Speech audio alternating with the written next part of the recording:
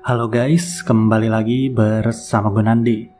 Pada video kali ini, gue akan membahas salah satu film seru berjudul Tidak Pernah Lupa. Gue selalu mendoakan agar kalian dan keluarga bahagia serta sehat selalu ya. Film dibuka dengan memperlihatkan sebuah pemandangan di mana bumi sudah tercemar polusi, yang pada akhirnya umat manusia harus bertarung satu sama lain untuk bertahan hidup dengan cara membangun base masing-masing. Terlihat bahwa penjaga jalan baru saja menghabisi seorang penyusup, yang mana kita akan difokuskan kepada seorang pesepeda bernama Kelan. Kelan ini merupakan orang yang friendly dengan penjaga jalan itu, dan ia pun dipersilahkan untuk lewat. Saat tiba di tujuan, Kelan ternyata sengaja menghampiri seseorang, yaitu kekasihnya. Ia ternyata baru saja pulang berkeluyuran untuk mencari bahan-bahan makanan. Yang maka dari itu, tak heran jika kekasihnya yang bernama Melinda begitu rindu kepada Kelan. Tak lama kemudian, base-nya Kelan didekati oleh seorang kakek tua. Melihat kedekatan kakek itu, Kelan pun hanya bisa mengancam dengan mengacungkan senjata. Dan atas ancaman itu, si kakek yang gak tahu mau datang untuk ngapain langsung perlahan mundur.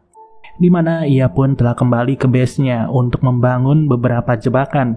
Dan tentulah, tanpa adanya toleransi, kakek ini akan menghabisi siapapun yang masuk ke wilayahnya. Lalu, kediamannya Kelan kembali dihampiri oleh orang asing. Orang-orang itu terlihat memantau seperti merencanakan sesuatu. Yang mau tak mau, sepanjang hari, Kelan hanya bisa menjaga kediamannya. Singkat cerita, Melinda yang sedang memasak pun akan memetik sayur mayur dari kebun mereka. Sayangnya, saat itu juga kakinya harus tergores oleh sengkarat yang berada di belakang rumah. Alhasil, Melinda terus menjerit kesakitan serta panik setengah mati. Karena ternyata dalam keadaan seperti ini, obat merupakan barang yang begitu langka. Kelan sendiri tak mendapatkan obat di base-nya yang tentu saja hal ini akan membahayakan nyawanya Melinda. Apalagi sepanjang malam, Melinda cuma bisa jerit-menjerit karena bengkak di kakinya yang semakin memburuk. Yang pada akhirnya sepanjang malam itu, Kelan hanya bisa menemani Melinda sampai-sampai ia tidak tidur. Dari sini, Melinda hanya bisa mengsedih, yang berujung Kelan pun kesal serta merasa tak berguna karena ia tak memiliki obat sama sekali. Di sisi lain, kakek tua yang bernama Summer mulai sadar lagi akan kedatangan orang asing. Tak main-main, kali ini Summer sengaja mendiamkan orang-orang itu.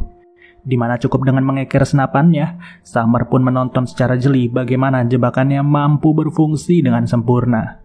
Kaki benar-benar remuk dibuat oleh perangkap yang ia buat. Dan setelah itu, kedua orang asing yang telah lumpuh langsung dieksekusi oleh Summer. Tak ada ampun yang ia beri karena Summer tak ingin ada siapapun yang menginjak wilayah base-nya. Susah eksekusi, Summer segera merapikan jejak-jejak kedua dari jasad itu. Pada lain situasi, Kelan pun memberikan sebuah pistol kepada Melinda. Talenta bukan, Melinda akan tinggal oleh Kelan yang berniat mencari obat-obatan.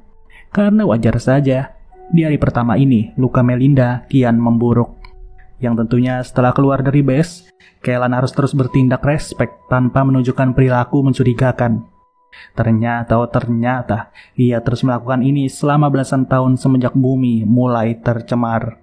Tak heran, di satu wilayah saja bisa ada beberapa base. Masing-masing base merupakan milik orang berbeda yang selalu dijaga oleh pemilik rumah. Ya, kalau bisa sih jangan sampai mengusik base-base orang ya. Tapi di sini, Kelan malah datang ke sebuah rumah yang ia hampiri secara terang-terangan. Rumah itu pun terlihat sepi tanpa adanya orang sama sekali. Hebatnya, Kelan berjalan pelan tanpa takut ada perangkap yang terpasang. Hingga pada akhirnya ia masuk ke dalam rumah serta langsung membuka lemari senjata. Dan tiba-tiba saja muncullah Summer yang ternyata ini adalah rumahnya. Summer pun segera mengambil ancang-ancang untuk menembak Kelan. Summer bingung kenapa Kelan bisa masuk tanpa terkena perangkapnya. Yang ternyata Kelan sebenarnya sudah memantau gerak-gerik Summer sedari lama dikarenakan Summer hanya tinggal seorang diri. Tak lama dari itu, di luar rumah sekelompok orang mulai mendekati kediaman Summer. Yang seketika Summer pun segera meminta bantuan Kelan untuk membantunya bertahan. Dengan jumlah penyerang yang jauh lebih ramai, Kelan tak tahu harus memulai dari mana. Yang pada ujungnya Summer harus bertahan seorang diri. Ia pun menyerang satu persatu, sementara itu Kellan hanya bisa bersembunyi. Hebatnya, tak butuh waktu lama, para penyerang langsung mundur. Karena tentu mereka tak berani menginjak halaman base dari Summer yang begitu ketat. Namun disinilah, Summer pun mulai tertarik dengan kelihayan Kellan dalam membaca situasi. Summer yang awalnya sinis, kini mulai merasa respek kepada Kellan. Dan pada akhirnya, Kellan berkata jujur bahwa ia sengaja datang untuk meminta obat-obatan yang disimpan oleh Summer. Sontak, Summer kembali tercengang karena semenjak bumi dilanda kehancuran, hanya Summer seorang yang menyimpan baik seluruh obat. Merasa harus membantu, Summer pun berkenan untuk memberi. Tapi pemberian itu harus dimulai dulu dengan hari pertama Kellan di rumahnya Summer. Kellan diminta membantunya selama 7 hari untuk memperkuat base ini sembari bertahan. Ia diberitahu segala bentuk pertahanan yang berada di sekitar rumah ini. Bahkan, beberapa titik perangkap yang tak diketahui Kellan turut diberitahu. Sembari diajari dan dibimbing, Kellan sendiri mampu menangkap dengan cepat. Bahkan, ia dipercaya untuk melakukan instalasi pertahanan di rumah ini. Dengan mengandalkan tenaga air dan juga matahari, Kellan berinisiatif untuk membuatkan Summer alat pemantau. Alat itu nantinya akan memantau bagian belakang rumah yang tak selalu terpantau oleh Summer. Secara perlahan namun pasti, proses instalasi cukup memakan waktu. Summer sabar menunggu apa yang sebenarnya ingin dibuat oleh Kellan. Dan setelah tenaga matahari sudah terserap, proses terakhir pun semakin dekat. Beberapa waktu setelahnya, kamera pemantau yang dibuat Kellan mulai berfungsi. Dengan mengandalkan 2 sumber tenaga alam, Summer benar-benar bersyukur atas kehadiran Kellan. Namun di balik itulah, Kellan lupa bahwa ia punya kekasih yang harus diobati. Melinda yang tak tahu kenapa Kellan tak pulang-pulang pun hanya bisa meluapkan rasa sakitnya dengan cara memberantakan sisi rumah. Cukup lama bagi Melinda untuk bisa reda dari tantrumnya. Kemudian, Kellan bersama Summer pun sudah 2 hari bersama-sama. Yang kali ini mereka diserang oleh orang-orang yang sebelumnya sempat datang ke base-nya Summer. Ya, dengan serangan secara tiba-tiba itu, perlawanan pun terus dikerahkan. Dengan maksud saling berebut base, Summer nggak tinggal diam untuk menghabisi orang-orang tersebut. Bahkan ia jauh lebih banyak gerak daripada Kellan. Kellan sendiri tipikal orang yang gak tega untuk membunuh dan ia lebih cinta damai. Tak heran Kellan bisa pergi kemana-mana dan ia diizinkan mondar-mandir oleh penjaga perbatasan. Berbeda dengan Summer yang otoriter dalam menjaga wilayahnya. Tak berasa, hari ketiga sudah tiba. Tersisa 4 hari lagi bagi Kellan untuk bisa mendapati obat yang ia cari. Tapi di sini, Kellan harus merancang lagi seluk-beluk bertahan yang belum terpikirkan oleh Summer. Dengan alat seadanya, perangkap yang baru kembali disembunyikan di halaman rumah. Ilmu perangkap ini tentu berguna bagi Kellan yang belum memasang satupun perangkap di halamannya. Ya, intinya mereka saling mengisi. Kellan sendiri mampu membuat jendela khusus untuk menembak ataupun bertahan dari tembakan musuh. Dengan celah sekecil itu, maka musuh tak akan menyangka. Di lain momen, Melinda yang terus parno mulai dikejutkan dengan kehadiran seseorang. Yang ternyata itu adalah anak kecil yang tak jelas mau apa. Setelah ditanya, ternyata kedua orang tua dari anak kecil itu telah dibunuh secara brutal. Dengan begitu, Melinda yang tak tega pun bertekad untuk mengurus dan menjaga Tia di base-nya. Hari keempat, Kellan bersama Summer yang terus-terusan berjaga di dalam base mulai dibikin sadar dengan suara bising dari beberapa drone. Ternyata, drone itu merupakan bentuk serangan yang sengaja diarahkan untuk melempar peledak dari udara. Jelas, Summer pun tahu bahwa sirkuit drone telah dirombak agar bisa mengambil tenaga dari cahaya matahari. Bukan tidak pintar, para penyerang begitu nafsu dengan benteng pertahanan dari Summer. Karena dengan ilmu dan juga bentuk pertahanan yang ia miliki, semua orang menjadi tergiur. Mau tak mau, Kellan harus beraksi untuk menembak drone yang datang satu persatu. Jendela yang ia buat pun benar-benar berfungsi sebagaimana mestinya. Hanya butuh beberapa detik, 1, 2, 3, dan bahkan 4 drone berhasil dimusnahkan. Melihat cara ini kembali gagal untuk menembus base-nya Summer, para penyerang harus melakukan baku tembak. Tapi ya tentu saja, Kellan gak bisa tinggal diam. Apalagi Summer yang begitu barbar sampai-sampai para penyerang segera dipukul mundur. Di lain tempat, Tia begitu happy karena ia bisa dirawat oleh Melinda. Melinda yang berusaha beraktivitas meskipun kakinya luka parah. Dan tentunya di balik itu, Melinda kembali dikejutkan dengan satu hal. Bukan hanya Tia yang sedang memainkan pistol, tapi di ujung sana terdapat seorang pria yang mulai mendekat.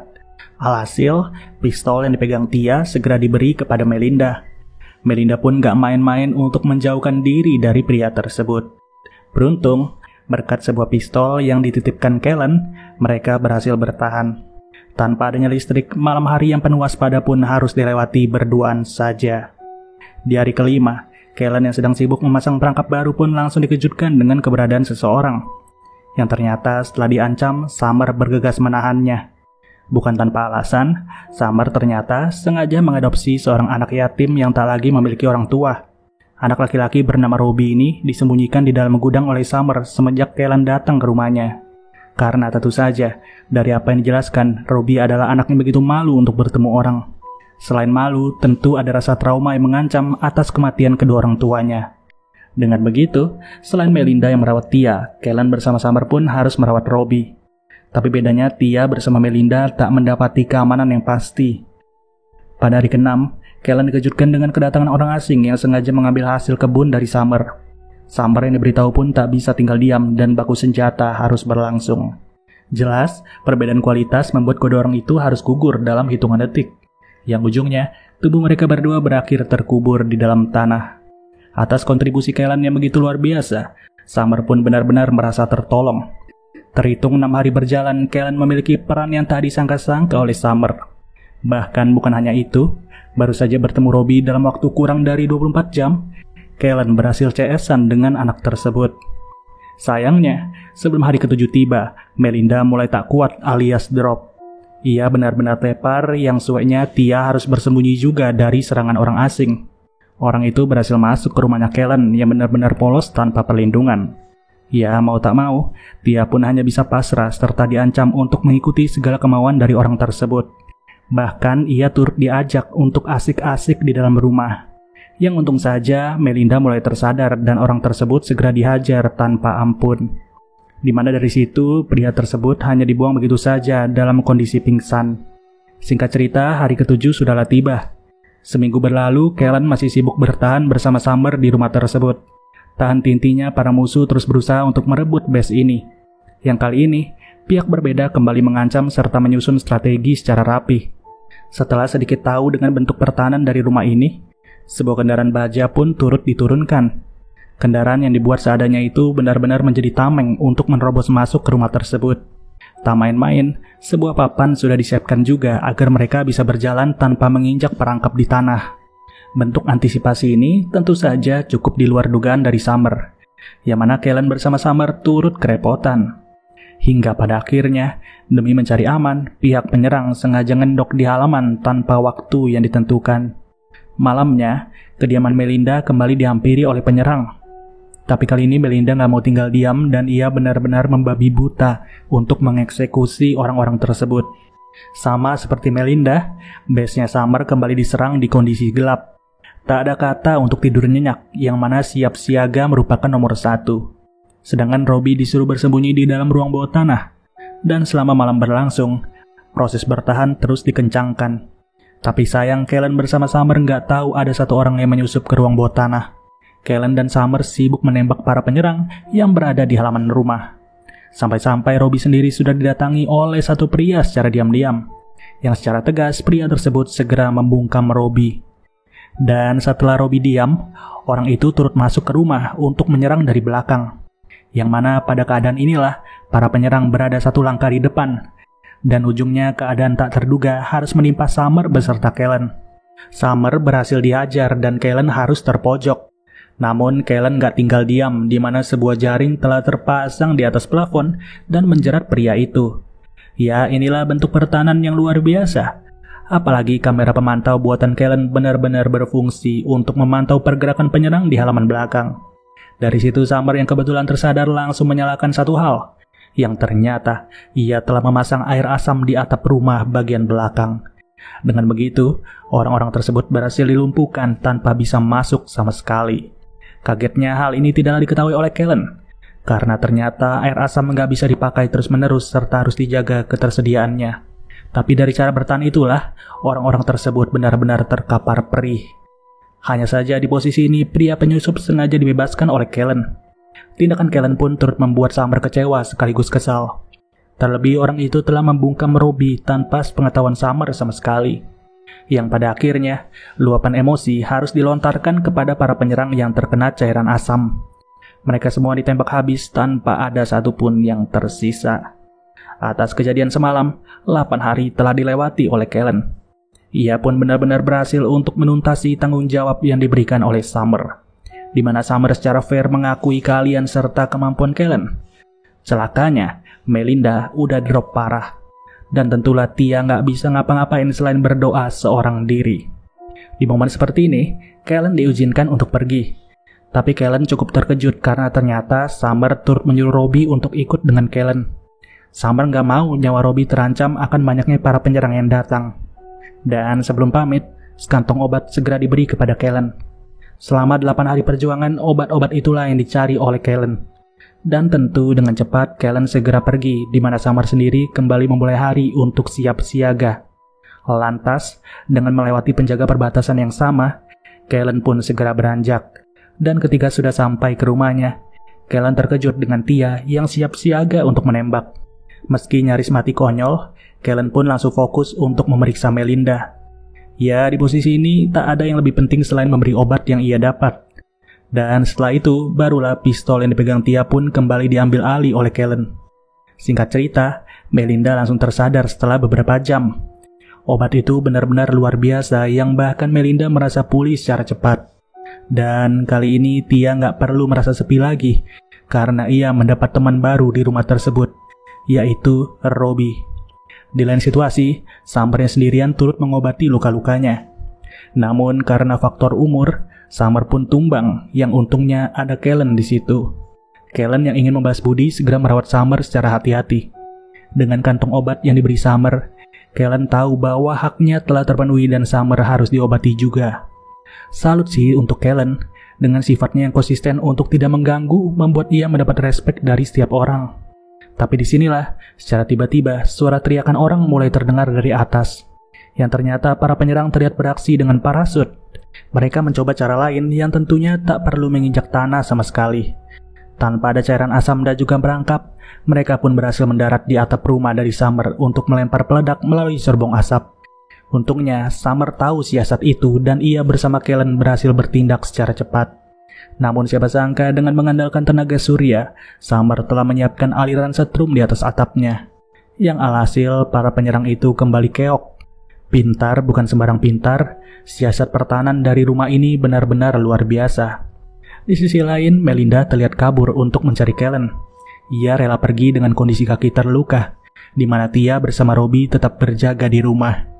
Ya, pada saat itulah, pertahanan dari rumahnya Summer harus kembali disiagakan oleh Kellen dan juga si kakek tua. Apalagi para penyerang mulai beraksi dengan konsep serangan yang begitu terencana. Senapan jarak jauh sudah standby, tembakan beredet udah standby, dan bahkan tali seluncur udah terpasang.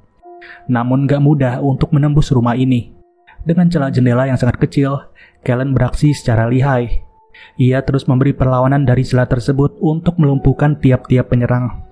Meski pada akhirnya hal itu tak berjalan dengan mulus, di mana tanpa disangka satu penyerang berhasil tembus. Dan seketika Kellen harus bermain dari jarak dekat sedangkan Summer tetap bermain di jarak jauh. Alhasil dari pertahanan ini, mereka pun berhasil menghabisi tiap-tiap penyerang. Namun ada satu hal yang masih mengganjal, karena pemimpin mereka mulai beraksi di akhir-akhir. Dengan alat pendeteksi logam, tak ada satupun perangkap yang mengenai wanita itu. Ia berjalan santai ke rumahnya Summer di mana pasukan tambahan turut datang mengikuti jalur yang ia lewati. Secara beramai-ramai, Summer bersama Kellen pun harus diserbu di dalam rumah. Awalnya memang mereka benar-benar kesulitan untuk menghadapi gelombang ini. Tapi siapa sangka, ternyata Kellen masih memiliki pertahanan lain, yang mana kayu-kayu tajam mulai terlontar dari dinding. Ya, meskipun gak besar, tapi kayu-kayu itu berhasil menjadi game changer, yang hasilnya para penyerang mokat dalam kondisi tertembus. Namun, si wanita pang berhasil menodong Kellen yang kebetulan sedang lengah. Dan dengan terdodongnya Kellen, Summer sendiri harus dihajar bertubi-tubi. Melihat Summer yang terus dihajar, Kellen segera menunjukkan satu brankas kosong sebagai pengalih perhatian. Di samping itu, Melinda ternyata didampingi Robbie untuk menyusup melalui ruang bawah tanah. Dengan begini, mereka bisa menyerang secara diam-diam. Dan ketika waktu yang tepat tiba, aksi kejutan berhasil dilancarkan. Dari sinilah Summer bersama Kellen bisa beraksi juga, yang ujungnya semua penyerang langsung KO.